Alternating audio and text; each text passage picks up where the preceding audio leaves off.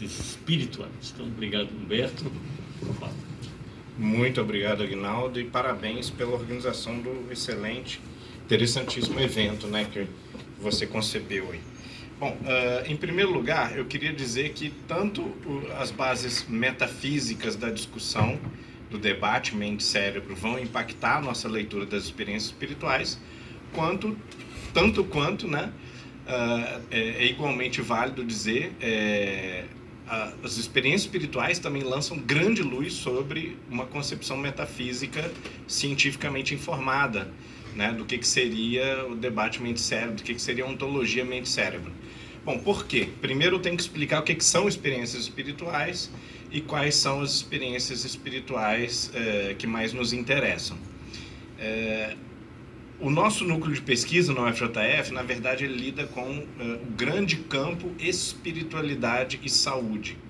E o grande campo espiritualidade e saúde é um campo da pesquisa médica, psicológica, empírica, portanto, e que vai avaliar a espiritualidade geral das pessoas e a partir de um grau de espiritualidade geral ou de uma percepção mensurável de espiritualidade geral, declarado em questionários, por exemplo, em avaliações bastante precisas, né, vai correlacionar esse grau de espiritualidade ou a presença de espiritualidade com a saúde mental e física.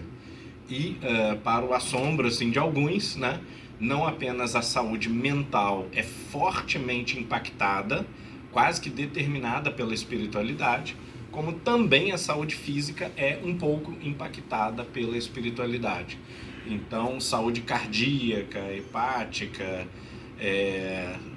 resiliência e mecanismos de coping em caso de câncer são fortemente impactados pela espiritualidade.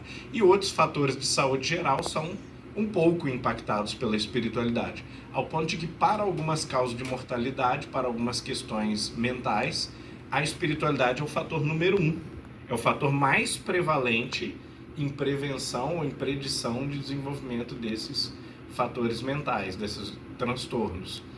Eu vou dar aqui alguns exemplos concretos das melhores pesquisas nesse assunto, mas isso gerou uma discussão também cada vez mais filosófica nesse campo de estudos científicos da espiritualidade, que é o que é espiritualidade.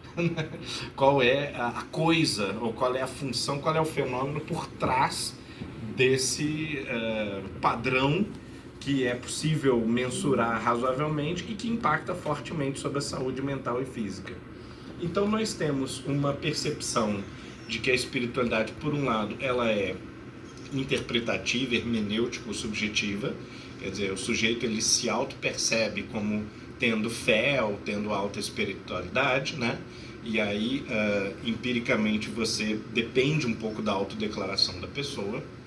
Em segundo lugar, há um elemento mais fenomênico da espiritualidade, mas ainda no nível subjetivo. Por exemplo, esse elemento fenomênico é o que William James estudou exaustivamente nas variedades da experiência religiosa como o fenômeno da conversão, né? Então, o fenômeno da conversão é um fenômeno subjetivo, mas que tem componentes já fenomenológicos, né? Componentes fenomênicos mesmo, passivo de uma análise fenomenológica. Enquanto que o nível mais puramente subjetivo ou hermenêutico, a gente poderia associar, por exemplo, autores como Schleiermacher, autores como Rudolf Otto, né, que simplesmente percebem que há na estrutura da consciência humana uma percepção, uma função específica para a espiritualidade ou para a fé, ou para a religiosidade, tá?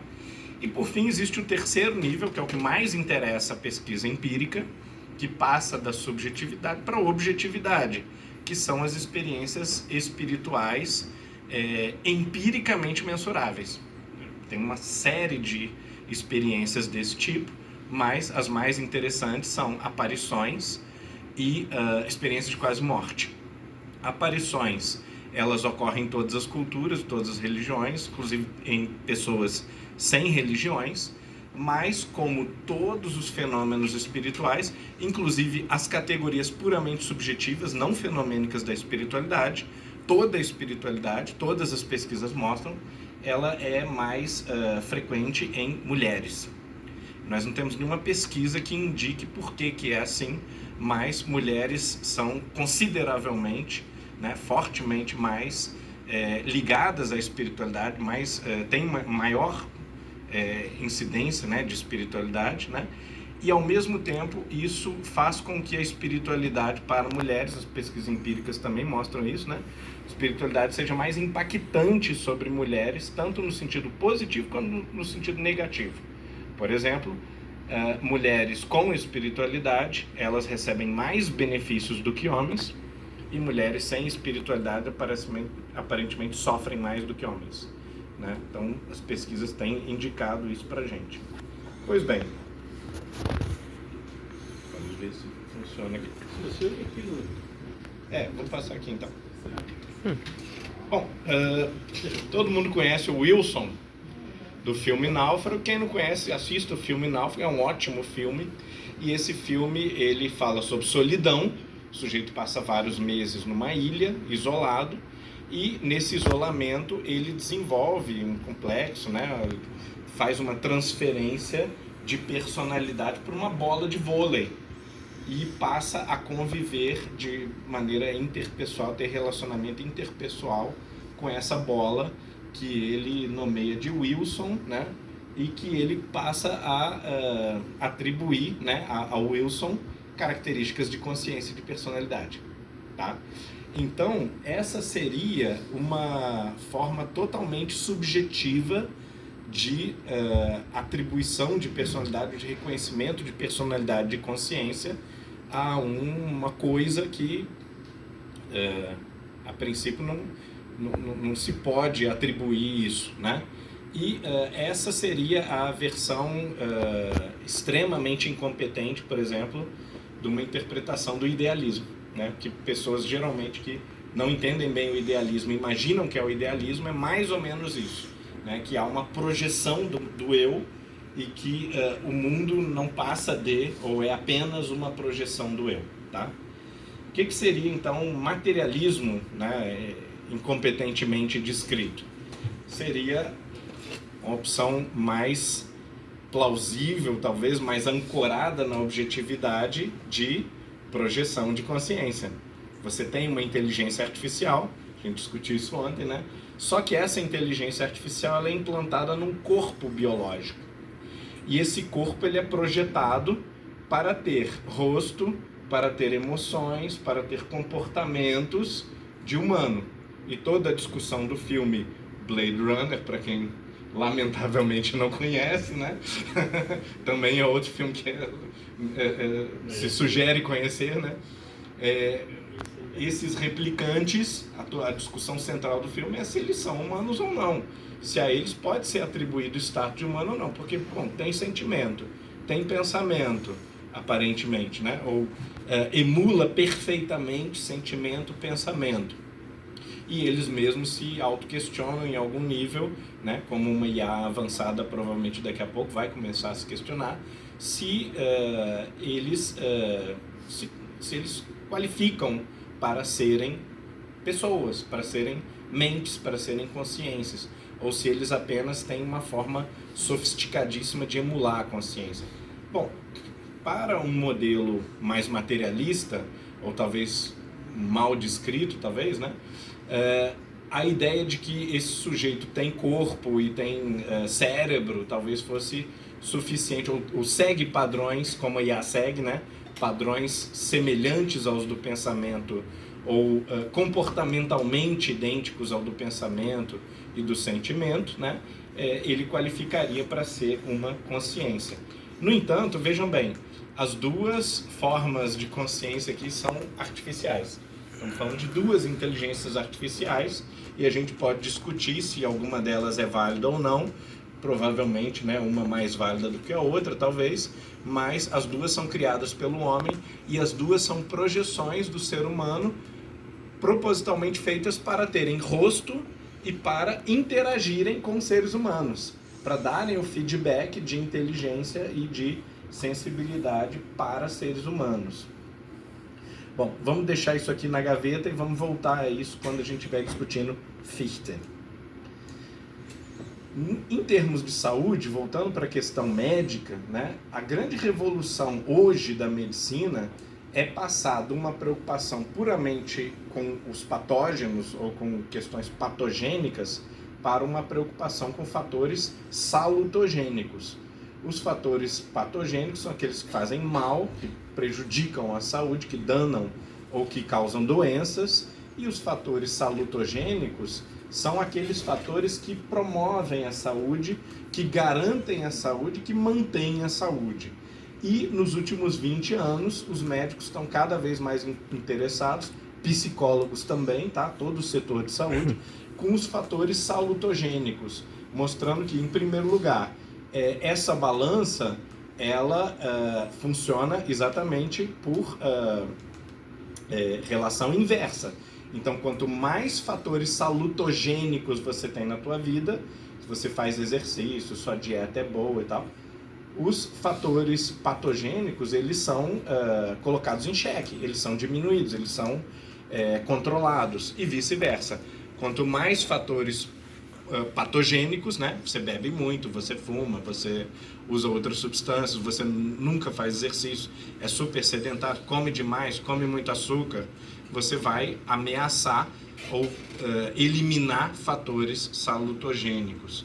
Pois bem, todas as pesquisas praticamente em espiritualidade, pelo menos as sérias, mostram que espiritualidade é um fator salutogênico.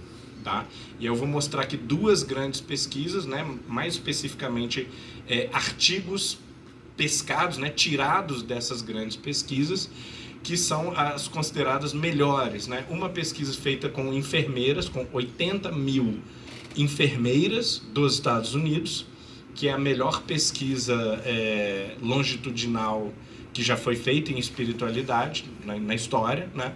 Porque pegaram essas enfermeiras e acompanharam elas por mais de 20 anos. Então, 80 mil pessoas acompanhadas por 20 anos, simplesmente não existe pesquisa assim, né?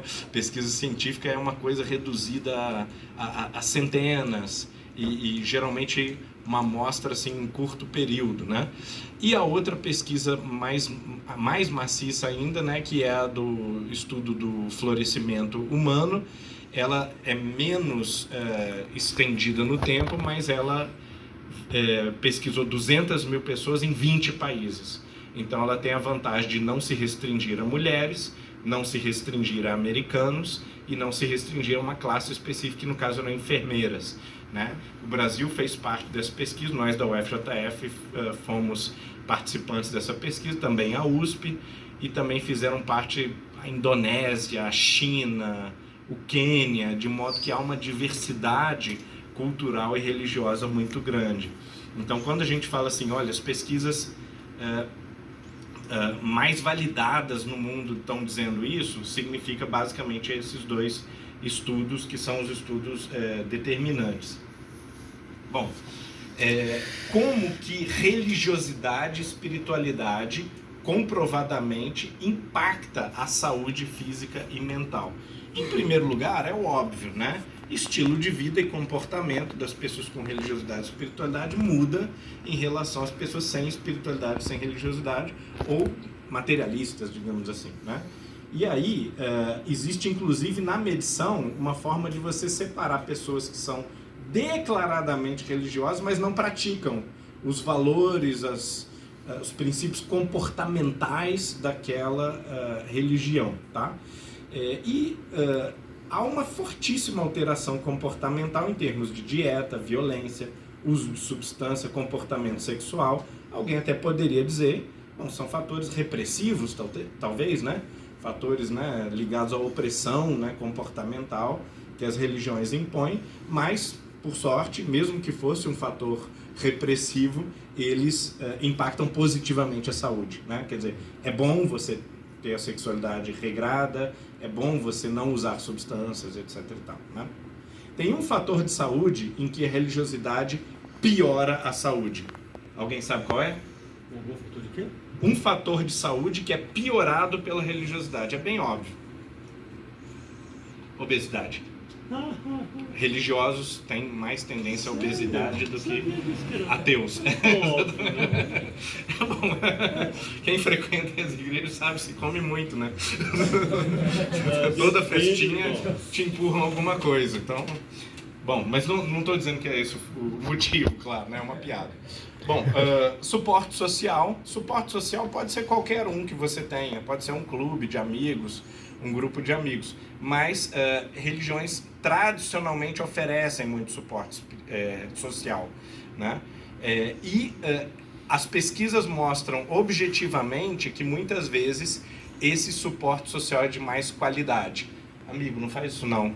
Para de beber, você está bebendo demais. Então isso vai impactar mais na tua saúde do que um suporte social que as pessoas dizem, olha, tô contigo, né, sou seu amigo, mas na prática elas não estimulam fatores salutogênicos e elas não condenam, elas não te ajudam a lidar com os fatores patogênicos. Então, esse suporte social acaba não te ajudando muito. E foi provado que há grupos sociais que pioram a saúde física e mental. Majoritariamente grupos artísticos, né? Foi provado, né, numa pesquisa que pioram os fatores de saúde todos, né?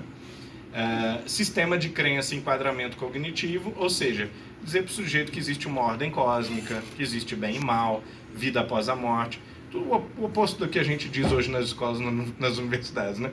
Que existe sentido para a vida, né? Isso aí, qualquer paciente que teve tentativa de suicídio, que tem ideação suicida, ele vai, inclusive, justificar isso, muitas vezes, com uma visão de mundo nihilista. Vai dizer para o terapeuta, para o psiquiatra, olha, mas a vida não tem sentido mesmo, qual que diferença faz? Né? E pacientes que têm os mesmos sintomas com espiritualidade, eles sentem que isso é errado, que eles deveriam lutar mais. Então, os mecanismos de coping, eles também são muito óbvios de por que eles existem, tá? O coping, em termos de saúde, é a sua capacidade de lidar com um problema, lidar ou enfrentar um sofrimento ou um problema, tá? Por fim, quais práticas religiosas realmente impactam ou significam alta espiritualidade? Oração, meditação, estados alterados de consciência.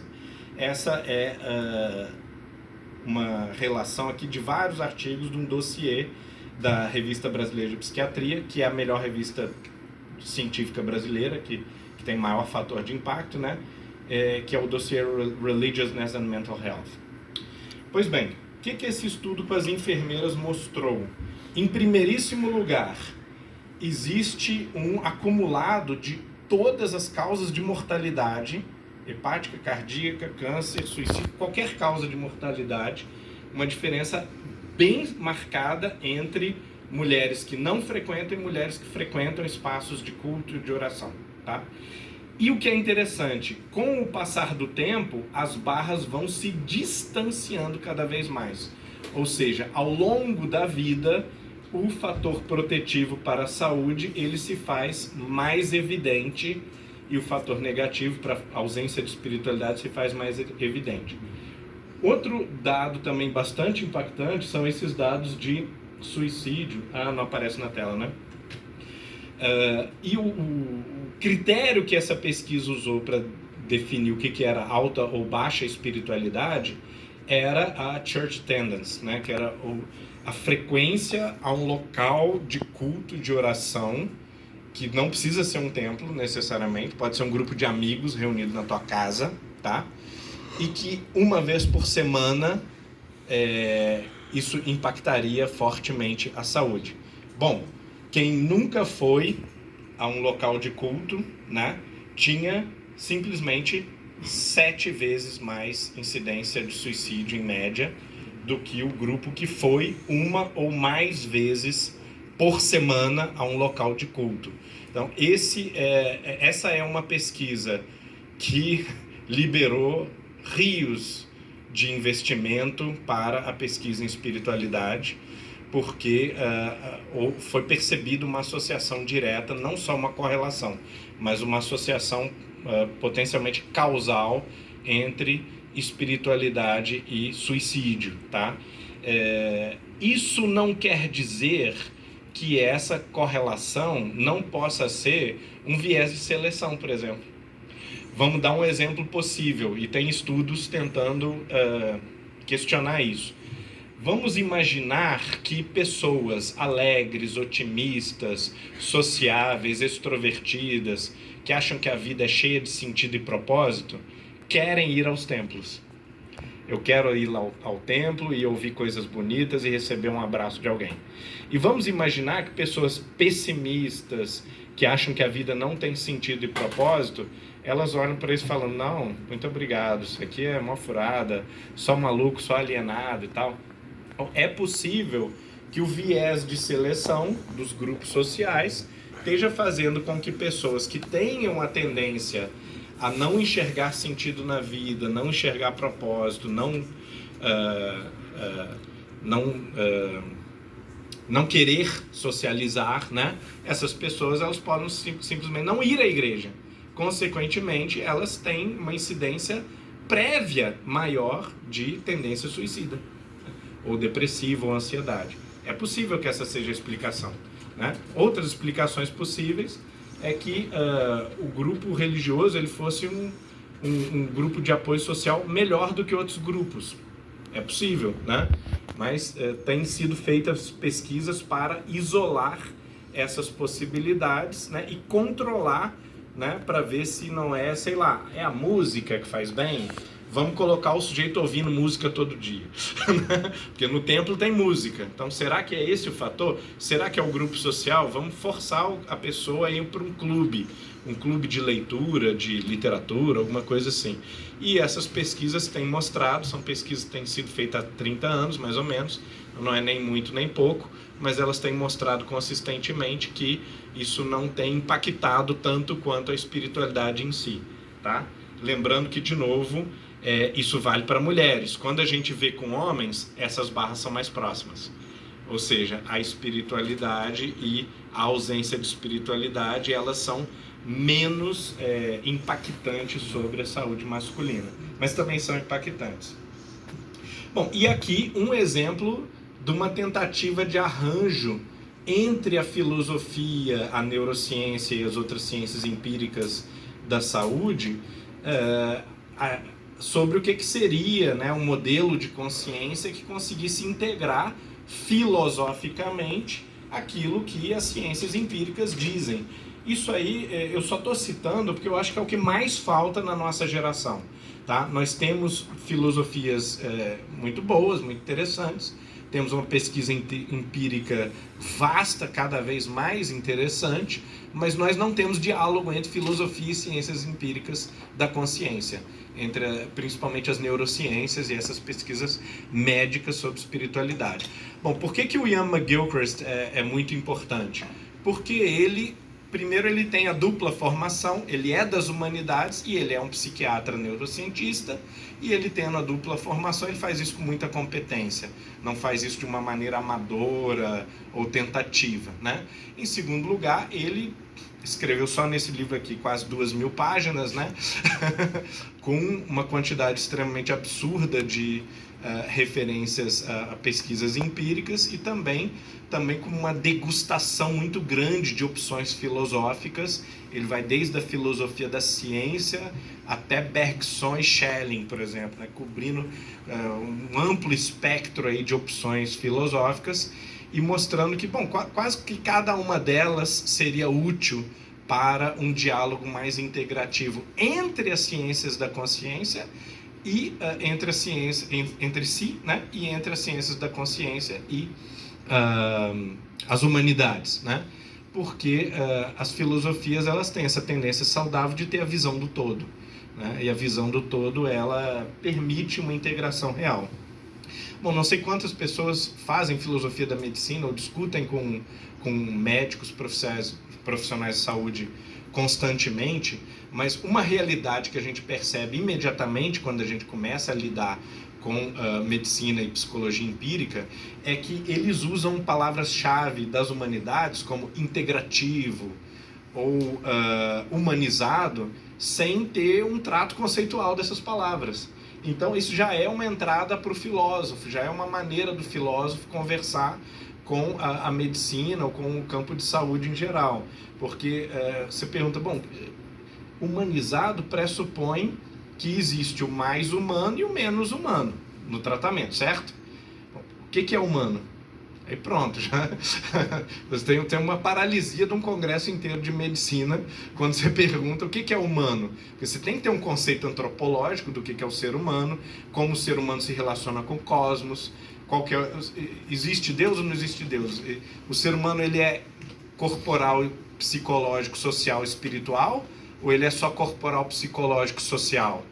A sua definição de ser humano vai impactar sobre o atendimento ser humanizado de acordo com essa concepção, né? Então, por exemplo, pacientes em quase todas as pesquisas sobre espiritualidade, a gente acrescenta o seguinte campo: você acha que o teu médico, que o teu terapeuta deveria abordar a tua fé, a tua espiritualidade? Né? A maioria esmagadora diz que sim.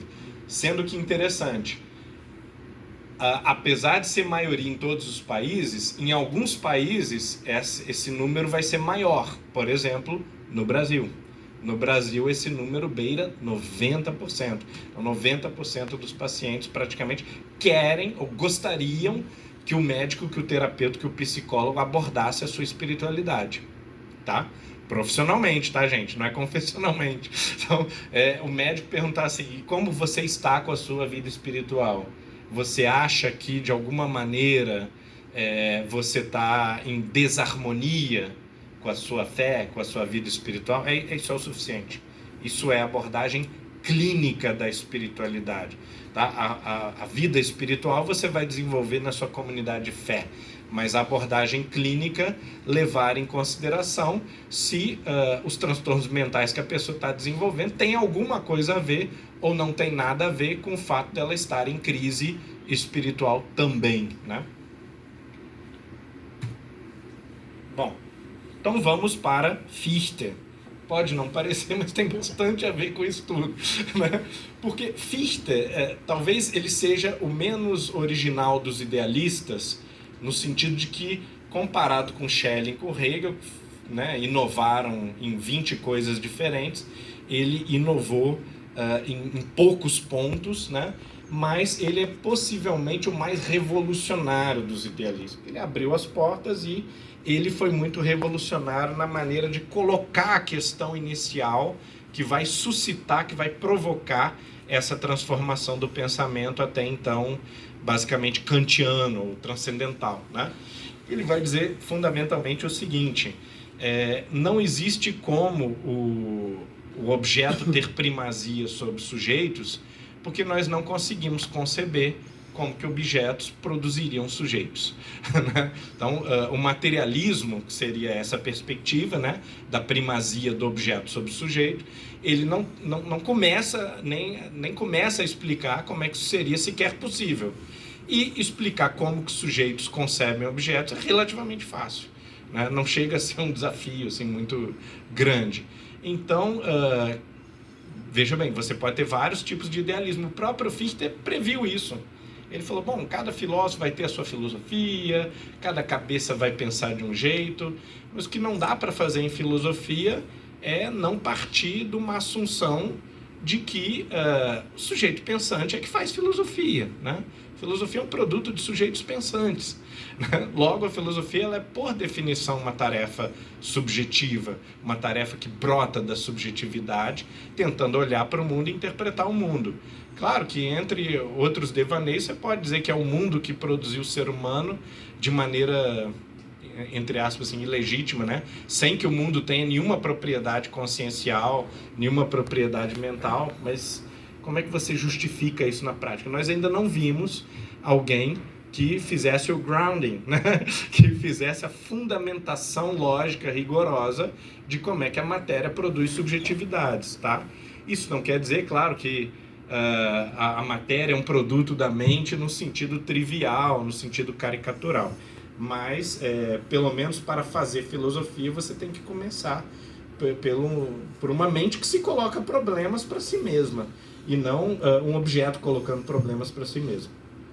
Então, de uma maneira rude, talvez, grossa, isso é uma das intuições originais de Fichte, né, que lembra até um pouco o socratismo.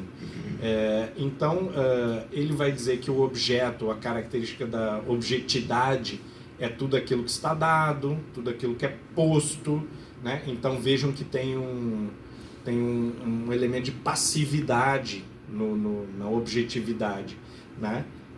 Bom, objectum significa simplesmente que está disposto diante de, né? Que está de frente, alguma coisa assim, né?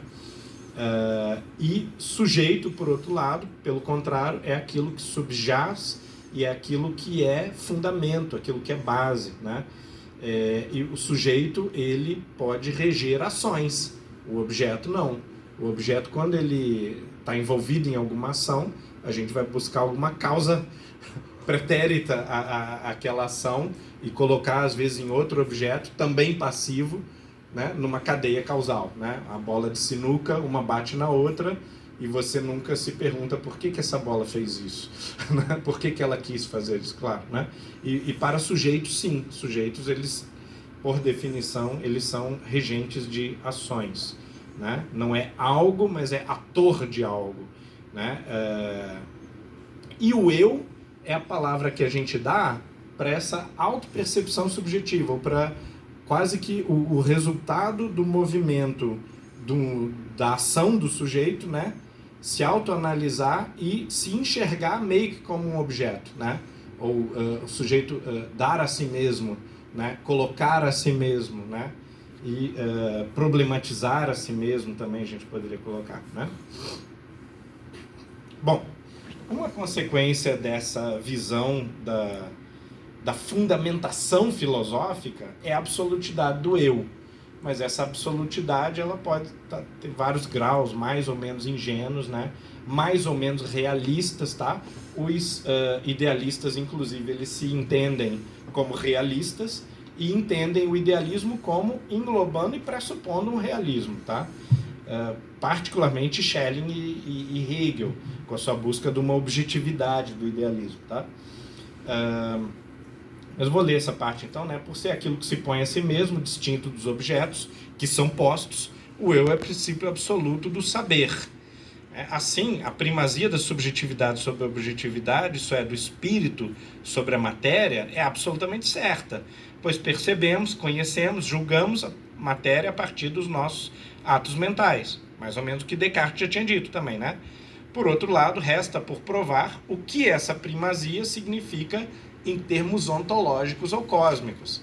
Então Fichte também era muito modesto e admitia que, bom, pelo menos assim, epistemologicamente, né? Primeiro eu me percebo como sujeito olhando para a matéria e tentando explicar o que é a matéria. Agora, pode ser que cosmologicamente ou ontologicamente a matéria tenha a primazia sobre o sujeito, mas como? Quem dá essa explicação? Quem oferece essa justificação, né? De qualquer maneira, há uma aceitação de que há duas coisas, espírito e matéria. Bom, o idealismo, então, sim, eu considero que ele é quase um sinônimo de espiritualismo.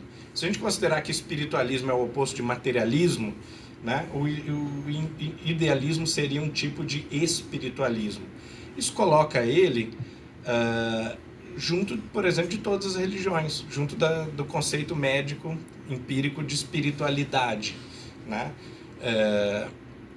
Por quê? Porque dizer que o espírito é primacial, em algum sentido, e a gente teve ao longo do dia, né, não só na tua fala, mas também sobre o budismo, né, várias discussões, o termo idealismo se aplica ou não se aplica ao Oriente e tal. Eu acho isso evidente, é evidente que se aplica. Porque se não se aplica, então outros termos ontológicos também não podem se aplicar. Dualismo não se aplica, materialismo não se aplica. Isso seria insano, quer dizer, ou essas definições elas descrevem competentemente a estrutura da realidade, ou elas não descrevem, a gente devia descartar de cara essas concepções e não falar delas nunca mais. E se elas são inconsistentes e não descrevem minimamente a estrutura da realidade, elas não deveriam estar à mesa, né, para a nossa discussão. Eu vou passar mais corrido um pouco, mas eu tentei abordar esse problema no texto How Metaphysical Ignorance Shapes, The Discussion on the Nature of the Mind. Tem um errinho de digitação aqui na prova, depois saiu digitado com Shapes correto, tá? Mas esse artigo ele está dentro de um dossiê, foi o primeiro dossiê no mundo, né, a fechar uma revista de psiquiatria para discutir como a mente pode estar além do cérebro, né, de que tipo de características as experiências espirituais e também uma ontologia, que é o que eu fiz mais nesse artigo, né, podem sugerir uma mente que não se esgota no cérebro. Então eu fui editor e um dos articulistas dessa revista, que é o International Review of Psychiatry, que é uma das melhores revistas de psiquiatria do mundo. Para quem quiser ver o extrato publicado, a gente publicou pela Springer o Science of Life After Death, que a gente depois traduziu para o alemão, português, tal, tá ali o Ciência da Vida Após a Morte, que é uma tentativa de mostrar como experiências de quase morte, experiências de visões e de aparições de pessoas falecidas e de santos e de entidades, no caso de algumas religiões, né, vão sugerir também a consciência não local, não redutibilidade da mente ao cérebro. E isso tudo tem sido publicado nas melhores revistas de psiquiatria do mundo, né? Nosso livrinho foi o livrinho mais resenhado do mundo sobre este tema, evidência científica para sobrevivência à morte corporal, né?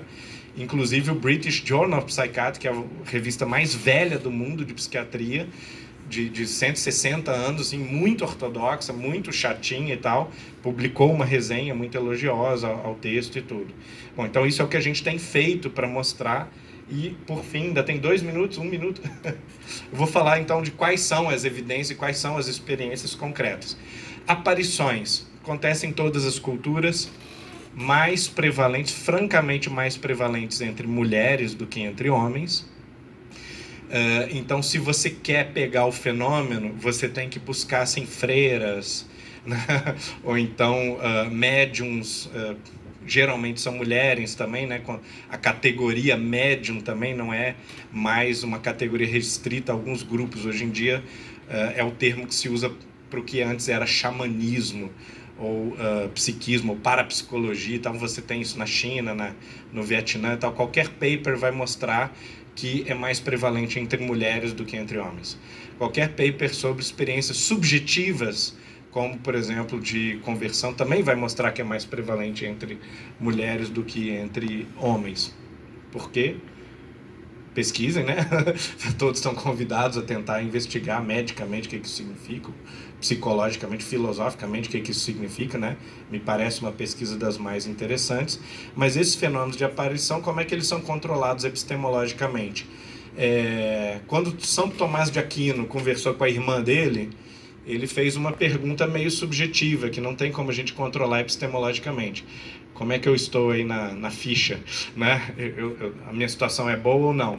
Então a irmã dele, que não era santa, apareceu para ele um determinado dia. A gente sabe que ele conversava com frequência com São Paulo e São Pedro para perguntar questões de interpretação bíblica e tal, né?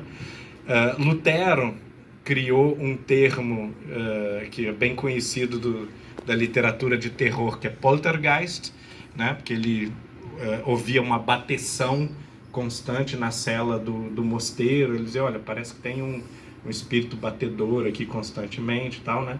Pois bem, esse tipo de fenômeno é mais interessante do que o fenômeno do Tomás de Aquino, porque o fenômeno do Tomás de Aquino é interpretativo subjetivo. O fenômeno do Lutero, alguém poderia ter ouvido essa bateção, né? Alguém poderia ter constatado empiricamente. Então, o que a gente chama de pesquisa empírica sobre o assunto é que você possa empiricamente verificar aí algum tipo de evidência, algum tipo de fenômeno realmente capaz de ser escrutinado cientificamente.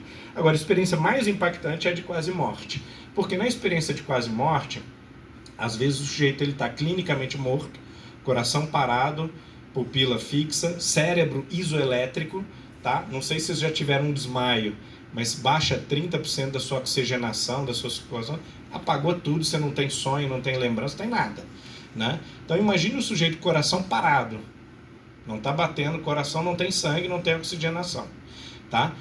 Existe um chute, né? Uma tentativa de explicar fisicalisticamente a experiência de quase morte como um momento da anóxia cerebral, em que você tem alucinações e tudo, mas isso é praticamente certo charlatanismo, porque Susan Blackmore faz isso, por exemplo, tá? A anóxia cerebral, ela produz algumas imagens, alguns flashes assim de segundos antes do sujeito apagar 100% mesmo, e eles não explicam as evidências coletadas relacionadas à quase morte. Por exemplo, Pim van Lommel, que é um dos especialistas mundiais no assunto, recebeu uma vez, ou catalogou pelo menos, um paciente que teve parada cardíaca na rua, foi levado de ambulância para o hospital e ele foi colocado fita fechando o olho, né, para você também não ter o ressecamento, né, do globo ocular, e coração parado, sem oxigenação no cérebro. Ele relata coisas que a equipe médica não lembrava.